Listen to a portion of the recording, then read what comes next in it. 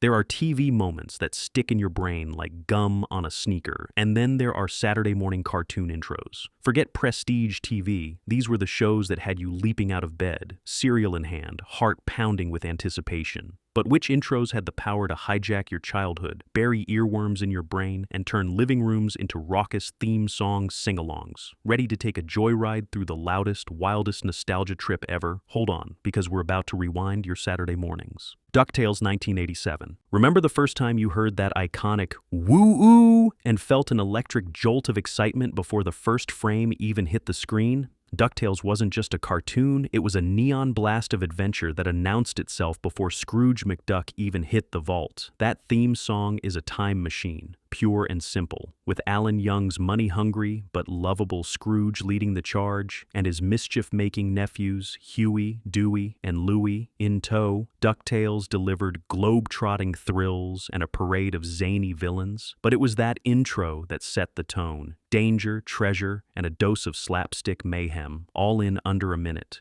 The animation in the opening credits felt like a blockbuster movie condensed into 30 seconds. Crashing planes, mummies, robot ducks, and bottomless pits of gold. You got everything you needed to know, set to music that stomped its way into your subconscious for good. And if you ever meet someone who doesn't finish the "every day they're out there making" line with DuckTales woo-oo, honestly, are they even alive inside? Even now, decades later, that melody gets sampled, remixed, and memed across the internet. Disney knew what it was doing. The reboot, it knew not to mess with the formula. There's a reason why, at any 90s kid's wedding, someone will try to start a DuckTales sing-along after 3 drinks. In a world of forgettable streaming intros, DuckTales is still king of the cartoon openers. Admit it, you're humming it right now. Teenage Mutant Ninja Turtles 1987. Let's not kid ourselves. If you grew up in the late 80s or early 90s, the Teenage Mutant Ninja Turtles intro wasn't just background noise. It was a call to arms. The opening riff drops. You hear "heroes in a half shell, turtle power," and every kid in the house snaps to attention. 4 mutant brothers trained by a talking rat, devouring pizza and taking on the Foot Clan. Could anything be cooler? The intro barrels through New York's sewer system like a runaway skateboard, throwing out fast cuts of nunchucks, katanas, and pizza cheese stretches. Each turtle gets his moment. Leonardo the leader, Raphael the hothead, Donatello the brain, and Michelangelo the party dude. The lyrics lay it all out, no subtlety, no mystery. You know exactly who you're dealing with. And Shredder, just the sight of him in the opening credits was enough to make you want to practice your karate chops on the nearest couch cushion. There's a kinetic energy to the whole thing. Wild, neon cityscapes, martial arts acrobatics, and a sense of humor that didn't care if grown-ups rolled their eyes.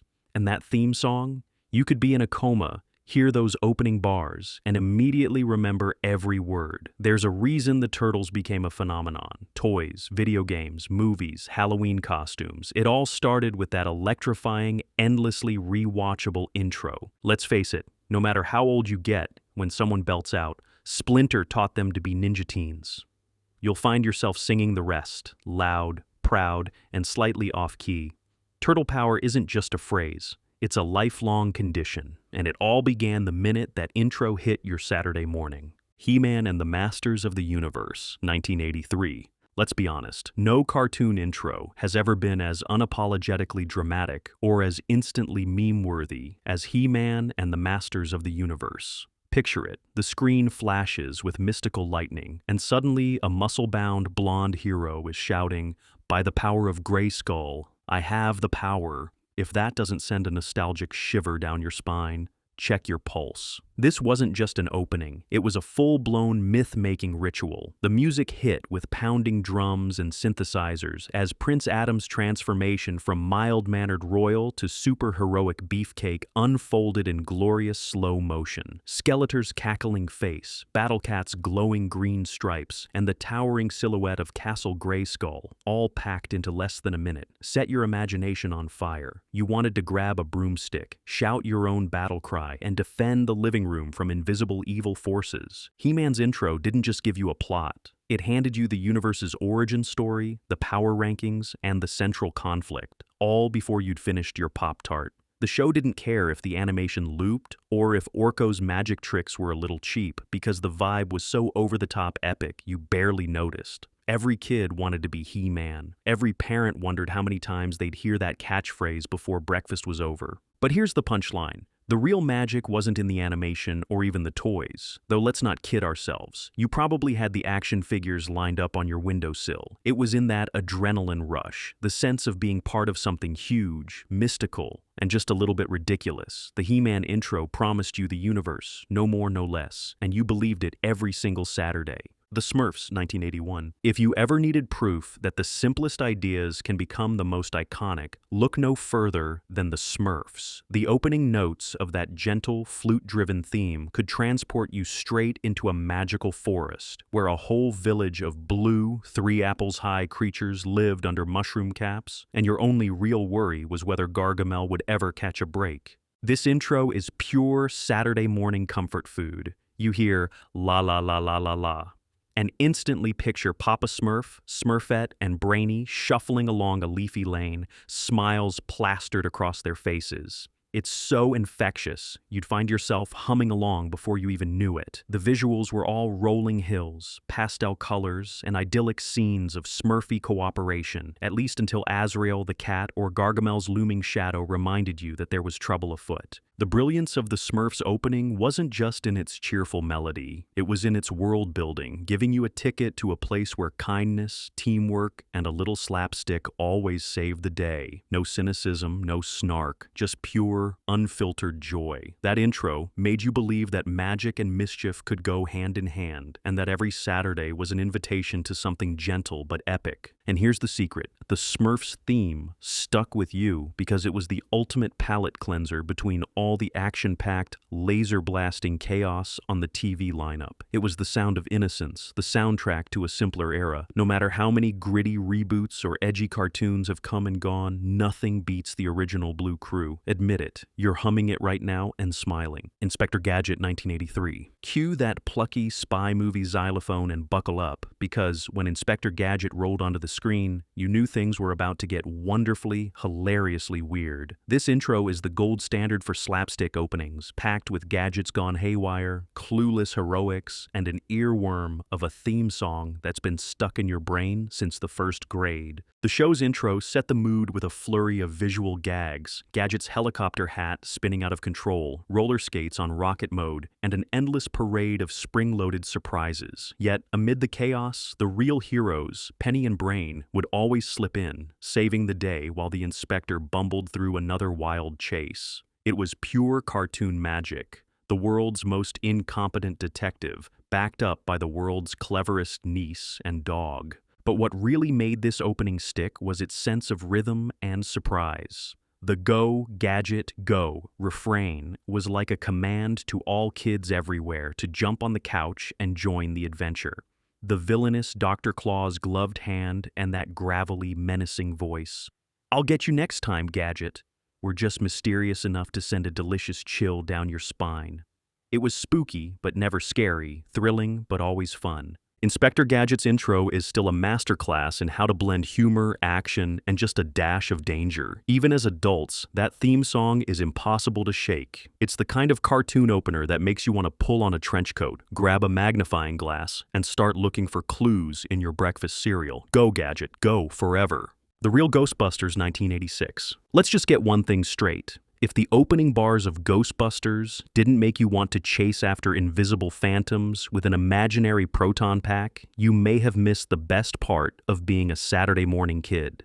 The Real Ghostbusters intro doesn't mess around. Right from the first, "Who you gonna call?" it's pure high-voltage, supernatural mayhem. This intro was a visual love letter to every kid who wished their house was haunted, at least a little. We're talking green slime oozing down skyscrapers, spectral shapes darting through the city, and the Ecto-1 bursting onto the screen with a siren wail that probably woke up your parents. The animation went full throttle, showing the whole team, Egon, Ray, Peter, and Winston, locked and loaded, ready to bust ghosts and wisecrack their way through the day. But the real genius? The way the intro juggled spooky atmosphere with straight-up fun, Slimer's slapstick antics, the ghostly transformations, and those signature bustin' makes me feel good grins from the team, all set to a reworked theme that somehow felt even more energetic than the movie original. It was the rare cartoon that actually delivered on the promise of its blockbuster roots. And for a certain generation, that opening was a certified adrenaline shot. You saw the Stay Puft Marshmallow Man towering over New York, you heard that call to action, and you believed, if only for a half hour, that you could outsmart the supernatural with a little courage and a lot of attitude. Admit it, the next time you hear the theme, you'll be humming along and checking over your shoulder just in case. Transformers 1984, before Michael Bay made explosions the main course. Transformers had already established itself as the king of animated robot showdowns, starting with an intro that literally transformed your expectations every single week.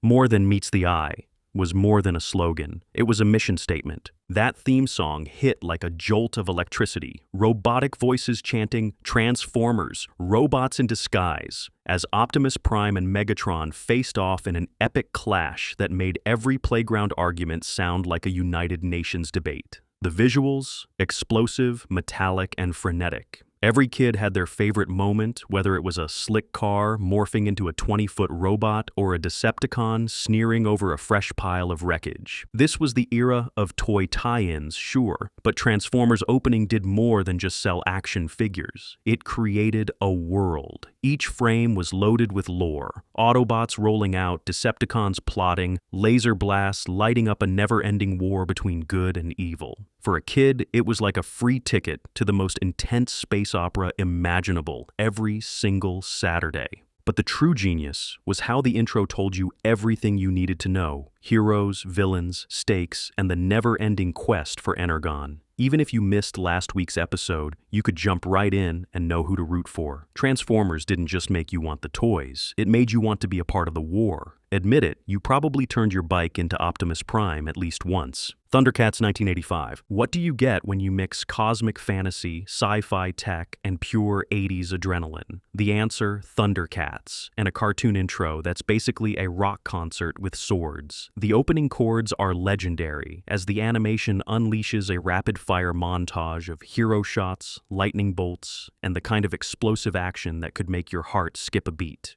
Lion-O, Tigra, Panthro, Chitara, and Snarf. The whole gang got the superstar treatment. Every character got their own slow-motion, weapon-swinging close-up, and Mumra's terrifying transformation made you grip your bowl of cereal just a little tighter. Thundercats, ho! Became the unofficial rallying cry for any group of sugar-fueled kids ready to take on imaginary villains. But Thundercats wasn't just about flexing animated muscle. The intro captured the sweeping grandeur of the series setting, Third Earth, with its alien landscapes, futuristic vehicles, and ancient castles. The music was epic, the animation was movie quality, and the pacing left you breathless. It was a promise that every episode would be bigger, wilder, and more dramatic than the last. The best part: you didn't have to understand every plot detail. That intro sold you a universe of adventure, a team of heroes, and a villain who could curdle milk with one glare. No matter how many cartoons you watched, Thundercats opener left a mark. And good luck not shouting "Thundercats ho" at least once in your adult life. Some habits just don't fade. G.I. Joe, a Real American Hero, 1983. Cue the lasers, crank the patriotism, and get ready for action, because the G.I. Joe intro didn't tiptoe around anything. A Real American Hero, G.I. Joe is there, boomed from the screen, and suddenly every living room was a battlefield. This wasn't just a cartoon, it was a full-blown recruitment ad for a generation raised on action figures and Saturday morning glory. The intro is an adrenaline shot, jets roaring, tanks blasting, and a roll call of characters that made you want to collect every single toy on the shelf. Snake Eyes, Duke, Scarlet, and Cobra Commander, everyone got their hero moment, complete with signature weapons and battle poses. The animation was all high-speed dogfights, explosive showdowns, and daring rescues. What set G.I. Joe apart was the swagger. The opening narration laid it all out: Cobra's evil schemes, the Joe's unwavering courage, and the never-ending fight for freedom. Every scene was supercharged with 1980s energy, all set to a theme song that had more hooks than a tackle box. Even parents would find themselves humming along by accident. But here's the kicker. The intro's over-the-top bravado was matched by an undercurrent of teamwork and heroism that stuck with kids long after the credits rolled. Every Saturday, you felt like you were part of something bigger, a secret mission, a battle for justice, a cartoon that made you believe you could take on the world. Yo, Joe. Alvin and the Chipmunks, 1983. Let's be real.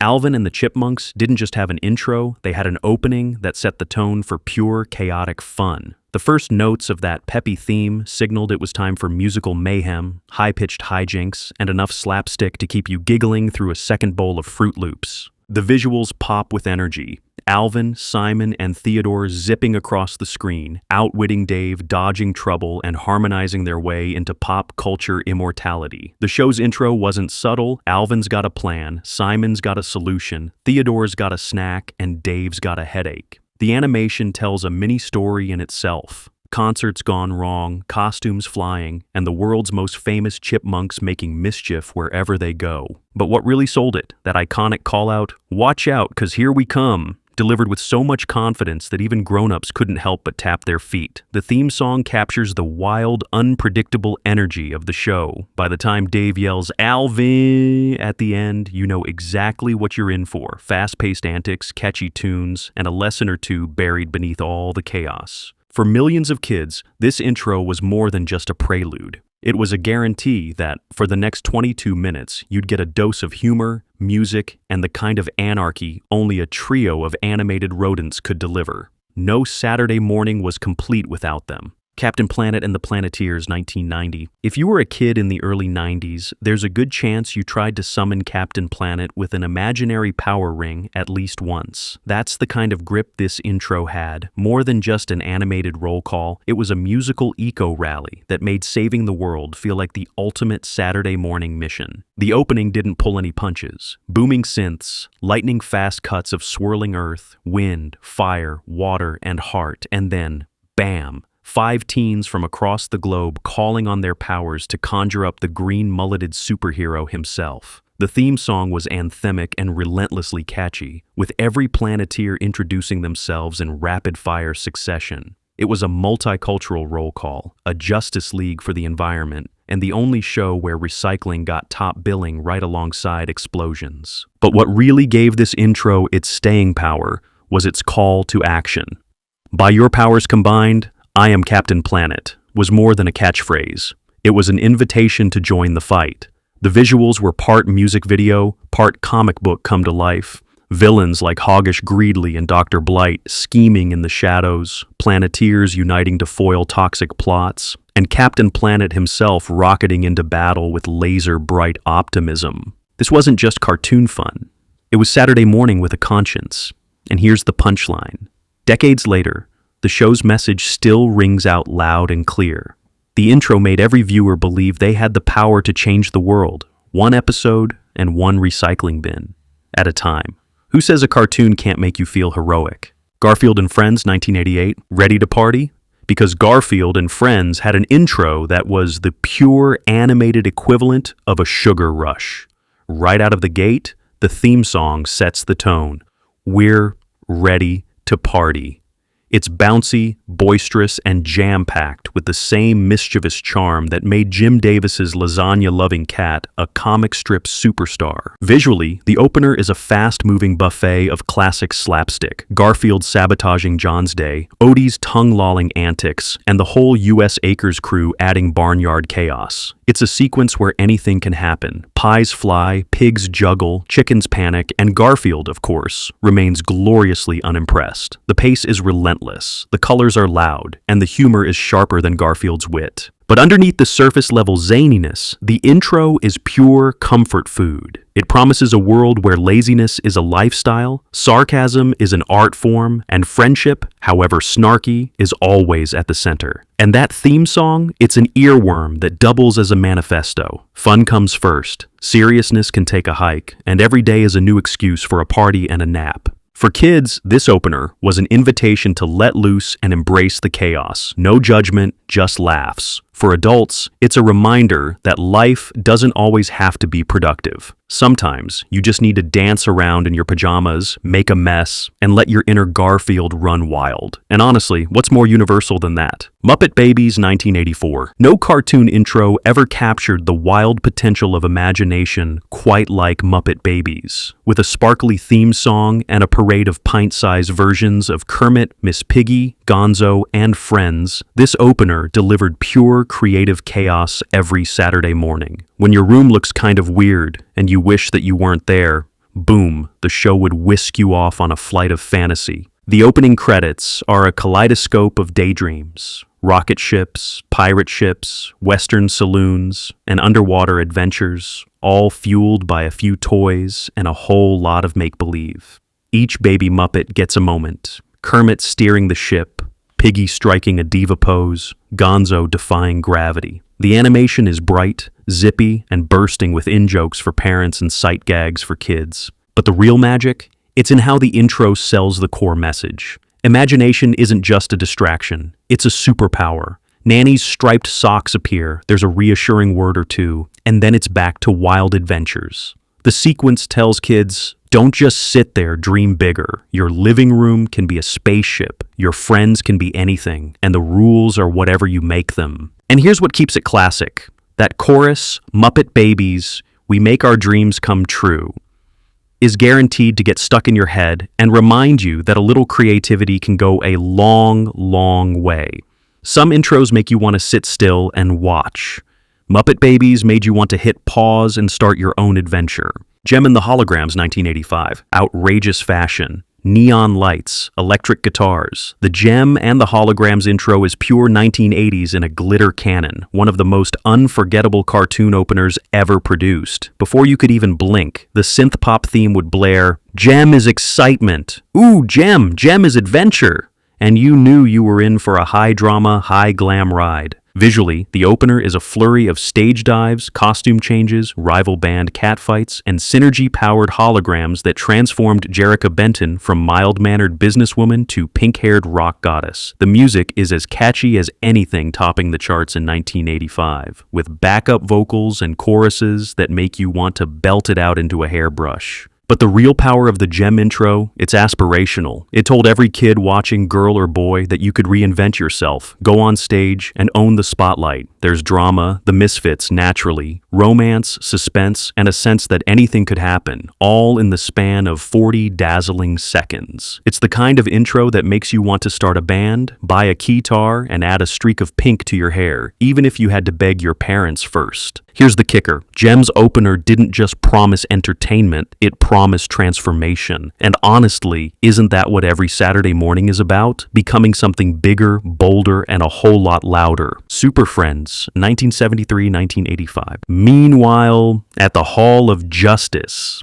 the Super Friends intro was less of a theme song and more of a superhero roll call, delivered by one of the deepest, most commanding voices in animation. From the moment the fanfare hit, you knew the stakes. Batman, Superman, Wonder Woman, and Aquaman were about to team up and save the world, all before lunchtime. The visuals are pure DC Comics spectacle. Heroes flying, punching, and leaping in slow motion. Villains plotting, and the Wonder Twins activating their powers in ways that made you wish you had a pet monkey like Gleek. The animation was simple, sure, but the scale felt massive. The show's intro gave you the confidence that no matter what happened, alien invasion, runaway volcano, or Lex Luthor's latest scheme, the Super Friends had it handled.